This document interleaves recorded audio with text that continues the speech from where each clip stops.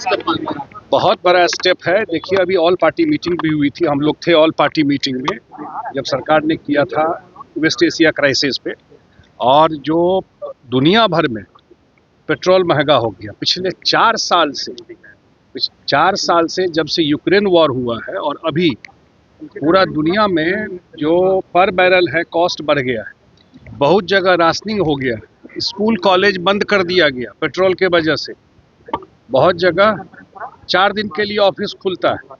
लेकिन अपने देश में जो एनडीए सरकार है मोदी जी के नेतृत्व में, कोई कमी नहीं है और प्राइस भी कम कर दिया है।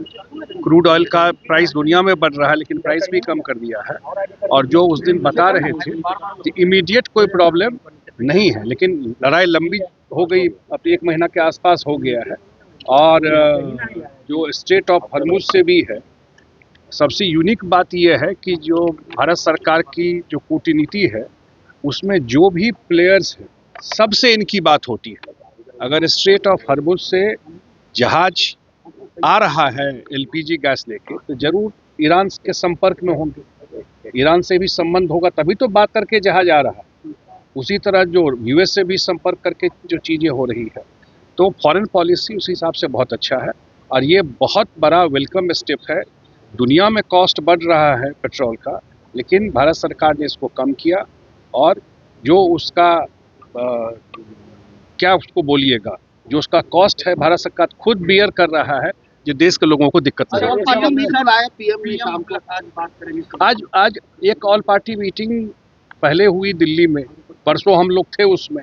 और आज जो प्रधानमंत्री जी ने बुलाया है वो ऑल पार्टी मीटिंग मुख्यमंत्रियों के साथ देश भर के, और जो वेस्ट एशिया में जो क्राइसिस चल रहा है, क्योंकि ये कोई भारत का तो किया हुआ क्राइसिस है नहीं, ये तो ग्लोबल समस्या है। दुनिया भर के लोग अफेक्टेड हैं इससे, और लंबा चला हुआ है, ये भी पता नहीं कब तक चलेगा।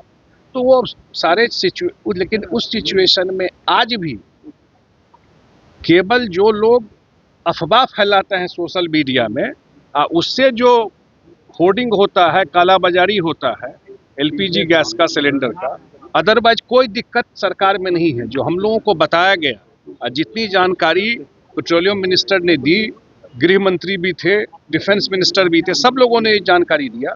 देश में इमीडिएटली कोई समस्या न ऑयल का है न एलपीजी सिलेंडर का है। सर 30 तारीख को सीएम जो है एमएलसी पद से इस्तीफा दे रहे हैं, खबरें आ रही है।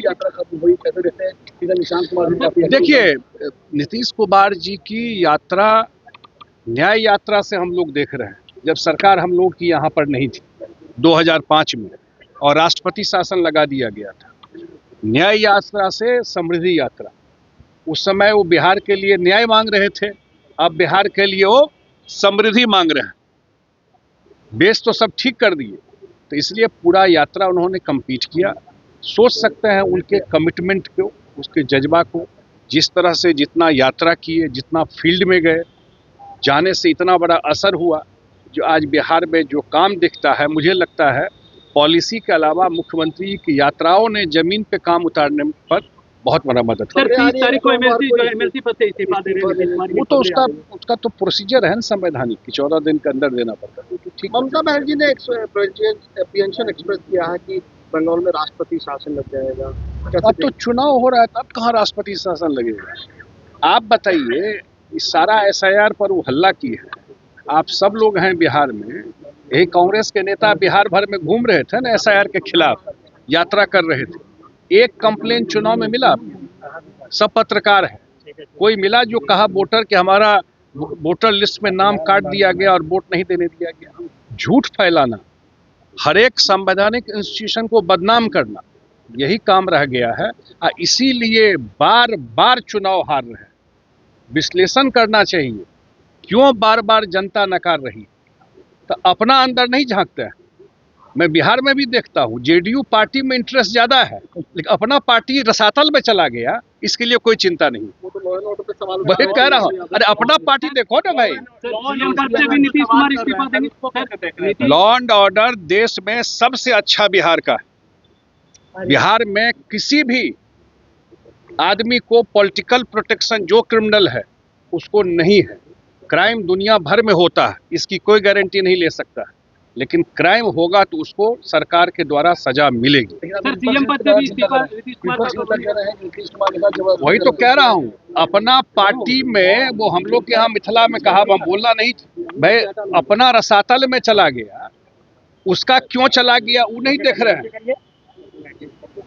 नीतीश कुमार की पार्टी तो आसमान में है, क्योंकि जनता का आशीर्वाद है, उसकी चिंता करने की जरूरत नहीं है। सर सीएम पद से भी इस्तीफा हो गया नीतीश कुमार के अब जल्द